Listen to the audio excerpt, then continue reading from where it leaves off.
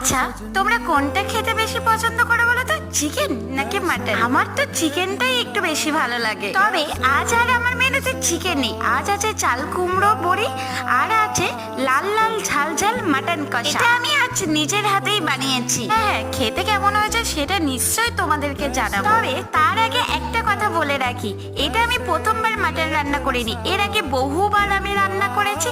আর আজকে আর মাটনের কোনো ঝোল করিনি, আজ করেছিলাম লাল লাল ঝাল ঝাল মাটন কষা। এটা ভাত, রুটি, পরোটা, পোলাওর সাথে একদম জাস্ট জমে ক্ষীর হয়ে যাবে। আর সত্যি বলতে আজকের মাটনটা খেতে হয়েছিল জাস্ট দুর্দান্ত। এটা তোমরা আমার খাওয়া দেখে বুঝতে পেরেছো যে মাটনটা কতটা সফট হয়েছে আর কতটা টেস্টি হয়েছে। আচ্ছা, এবার একটা কথা বলো তো, তোমরা আমার চ্যানেলটা এখনো কেন সাবস্ক্রাইব করছো না? আরে জলদি সাবস্ক্রাইব করো, তবেই তো আমার নতুন নতুন ভিডিওগুলো দেখতে পাবে।